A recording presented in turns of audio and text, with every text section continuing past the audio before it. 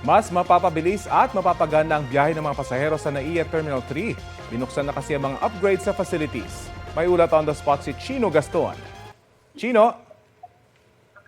Yes, Rafi, pinasinayaan ng Pangulo ang pagbubukas ng mga upgrade sa facilities ng NAIA Terminal 3. Kasama si First Lady Liza Marcos, ipinakita ni new NAIA Infra Corporation President Ramon S. ang bagong Tambayan Filipino Food Hall, Mezzanine Food Hall, ang Dignitaries Lounge at ang Electronic Immigration Gate.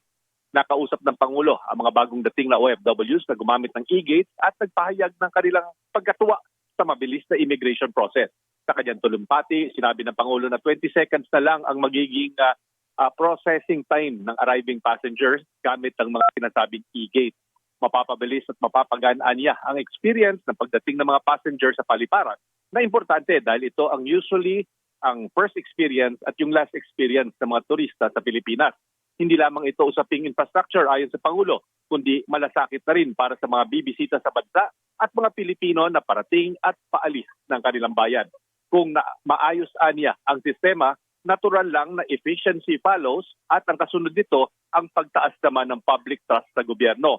Sukli rin daw ang better services ng airport sa sakripisyo ng mga OFW at mga balikbayan. Sa ginawang pag-upgrade ng immigration facilities, target ng NNIC na lagyan ng kabuang total ng 78 immigration e-gates sa Terminal 1 and 3 kung saan may mga international flights. Ayon kay NNIC President Ramon, ang aabot sa 51.7 million passengers ang dumadaan sa Terminal 1 and 3 mula nang sila nag-take over na isang taon na ang nakalilipas at napansin ang 3% increase daw sa usage ng mga